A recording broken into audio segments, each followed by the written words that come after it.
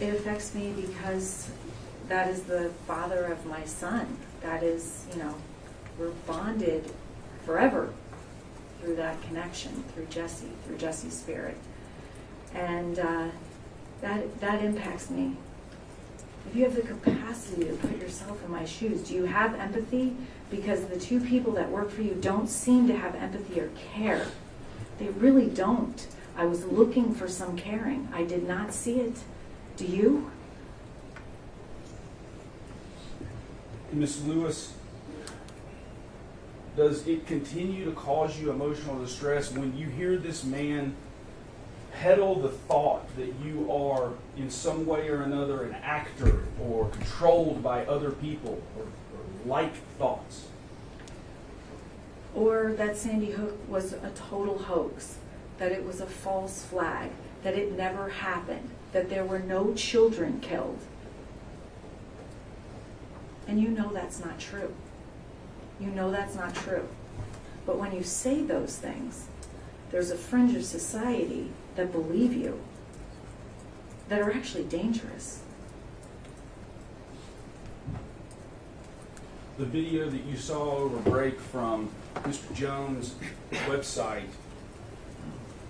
radio show, InfoWars, did that cause you or affect you emotionally further? Absolutely. If we could, please. What exhibit will this be, Melissa? PBX 32. Please play PBX. We offer PBX 32 to evidence, Your Honor. Objection. The objections are overruled. I, however, think that you need to establish a little bit more about this video, when it was aired, etc. Sure. You haven't done that yet. While you were on break, did part of your team download this video? Yes. And are you aware that the video was created during or shortly after Mr. Heslin's testimony? Yes. Okay. And did that video come from the InfoWars website? Yes. And did you personally see that the video came from the InfoWars website? Yes. PBX 32 is admitted. Thank you, Your Honor. Please play that, Melissa. I thought it was an act when I saw some of the stuff on TV, just because he came off as so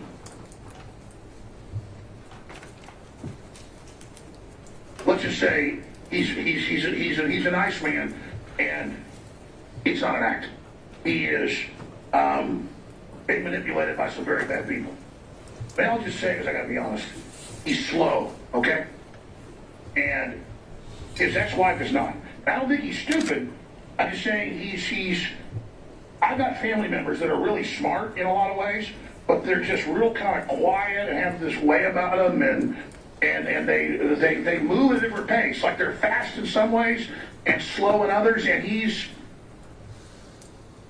I think Heslin acts like somebody on the spectrum. And it makes me feel like an even bigger jerk. But when I saw him, I'm like, there's something about this guy. This doesn't look... And now that I've been around him for over a week, I'm like, okay, now I know. And folks, I don't have some calculated point just bringing that up here. It's just that I'm around these people, and I'm looking at it, and I'm watching what's being said and what's going on, and it really then makes it clear what happened. How does it make you feel knowing that that was said today by this man on his radio show while Jesse's father was testifying in that same seat you're sitting in? I've had a hard time finding words today. It makes me feel astounded in a bad way. It's horrific. Horrific. Horrific.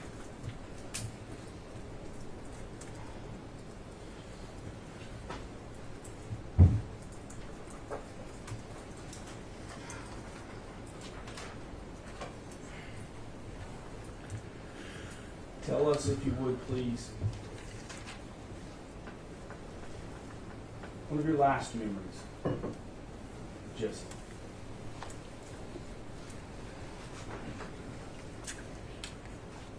So I'm a single mom, and I work full-time, and so mornings are hectic with 2 boys, getting them out the door. Neil was picking up Jesse that morning, and so I bundled him up, brought him outside, walked him outside to meet Neil, and we were going to make gingerbread houses with him, with their class at 2 p.m. that day. So that was, I worked a lot, and so I had taken the afternoon off that day. And so Neil and I were finalizing I'll meet you at the school for the gingerbread houses. And I turned around to give Jesse a hug. And I noticed that he had written in the frost on the side of my car, because it's Connecticut, December 14th is very cold. I love you, with his fingernail in the frost. And he'd drawn hearts in all my windows. And I knew that was one of life's special moments. And so I told him, even though I'm running late, he's late, stay right here. I'm going to go get my cell phone. I ran into the house, got my cell phone, came back out. I remember taking him by the shoulders, positioning him so he'd be right by his message, taking a picture. I remember it was overexposed, so I deleted it, and then I took another picture, and then I took a close-up picture of the I love you. And then I gave him a hug and sent him off to school. That was the last picture that was ever taken of him, and that was the last time I ever saw him.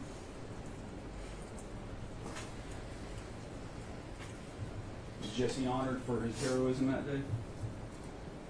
He was. He was honored for his heroism at his funeral.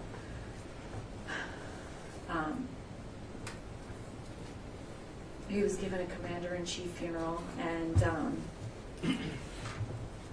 my last memory really is driving him to the grave site from where we held the funeral at a church to the actual grave site, graveyard.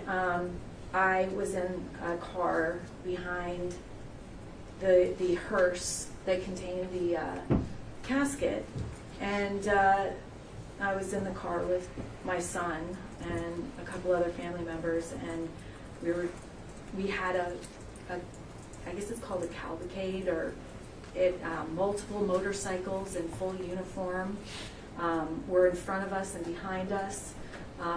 Lots of first responders showed up from multiple different states to honor his bravery. So they would, when we approached an intersection, the back would come up to the front and they would block off the intersection. And cars, just a line of cars, pulled over to the side. People had gotten out of the cars. They were kneeling on the ground, praying,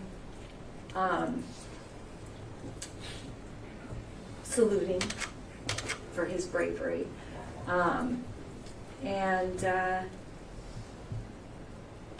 That's a special memory. How does this man's lies interrupt those memories? I mean, because then